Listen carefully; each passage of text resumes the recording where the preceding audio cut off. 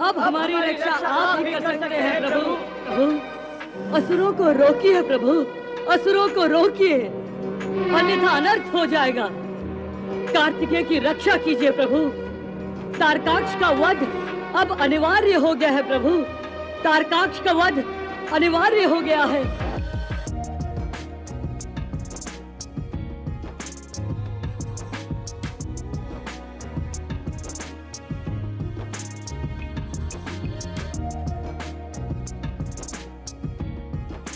नारायण नारायण।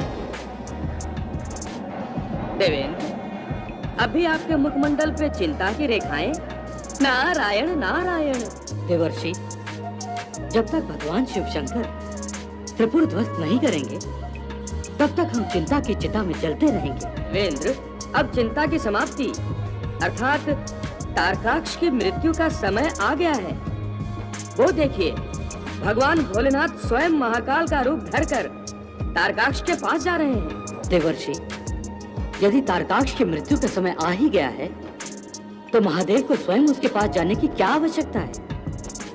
शिव शंकर स्वयं अपनी शक्ति से उसे कैलाश पर बुलाकर ही मार सकते थे। देवेंद्र, आप ठीक कह रहे हैं, परंतु आप ये भूल गए कि सृष्टि में जैसे जन्म और मृत्यु का समय निश्चित होता है, उसी तरह उसका स्थान भी निश्चित होता है। जब तक समय और स्थान का एक दूसरे के साथ संगम नहीं होता, न जन्म हो सकता है न मृत्यु। इसीलिए ये देखकर कि तारकाक्ष की मृत्यु का समय आ ही गया है, भगवान शिव शंकर जो स्वयं समय और काल का रूप हैं, तारकाक्ष की ओर जा रहे हैं। समय का माप तो एक एक क्षण के साथ होता रहता है, परंतु इतने विराट अंतरिक्ष में किसी विशेष स्थान को कैसे पहचाना जा सकता है? हे अग्निदेव, ये सारा अंतरिक्ष अथवा आकाश एक स्थान ही तो है।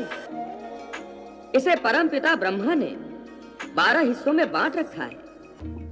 इन 12 हिस्सों को हम राशियों के नाम से जानते हैं, जैसे मेष, वृषभ, कन्या, सिंह, कर्क आदि। काल स्वरूप भगवान शिव शंकर किस प्रकार विनाश का तांडव करते हुए 12 की 12 राशियों पर एक एक करके अपने चरण रखते हुए तारकाक्ष की ओर बढ़ रहे हैं। तारकाक्ष को किसी भी स्थान से भागकर बचने का अवसर न मिले। जिस निश्चित स्थान अर्थात निश्चित राशि में उसकी मृत्यु लिखी है, उसी राशि में उनके चरण पड़ते ही उसकी मृत्यु का क्षण आ जाए। हे महादेव, आप इस रथ पर आरूढ़ होकर जाए। हे महादेव, तारकाक्ष आपका भक्त है, वे आप ही का दिया हुआ आशीर्वाद है, और आज अपने ही भक्त और आशीर्वाद को नष्ट करने जा रहे हैं। सृष्टि विकास का ये महत्वपूर्ण चरण संपन्न कर दीजिए महादेव।